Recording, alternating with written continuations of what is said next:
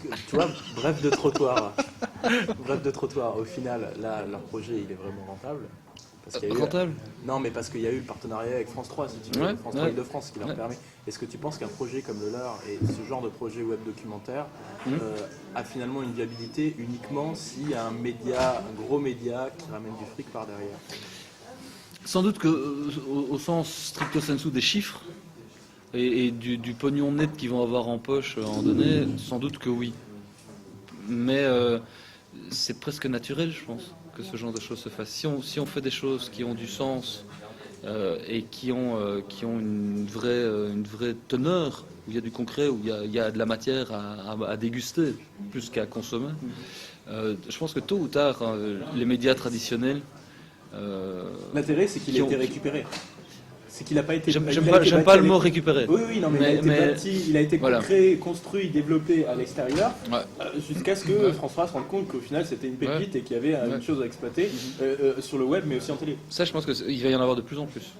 Des initiatives comme celle-là. Et d'autant plus que ça va être des projets complètement hybrides, des trucs qui ont peut-être même rien à voir, et où on va mettre des développeurs avec des journalistes, avec des graphistes, avec des designers, parce qu'on fait appel à d'autres parties du cerveau des gens quand on montre l'information plutôt que uniquement par écrit.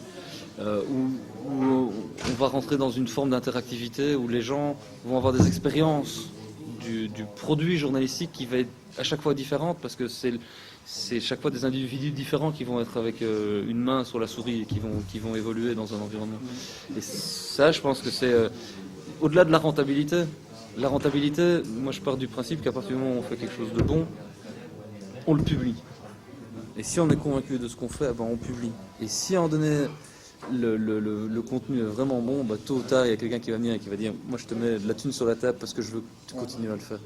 Et c'est pas forcément beaucoup d'argent de nouveau, mais il y a plein d'exemples comme ça avec des blogueurs à qui en donné on a dit écoute, je trouve que ce que tu fais c'est vachement bien, l'état d'esprit dans lequel tu es colle bien à ma marque, hein, en tant que vendeur de Doritos, je trouve que ce que tu fais en tant que blogueur est vachement bien. Prends l'exemple de Justine.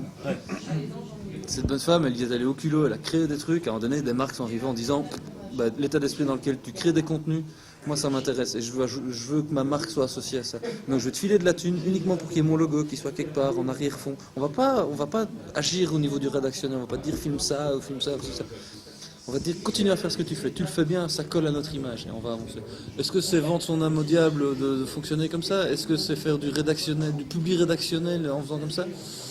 Les puristes diront peut-être que oui. Moi je suis convaincu que c'est une autre forme, elle a tout autant de sens. Ouais.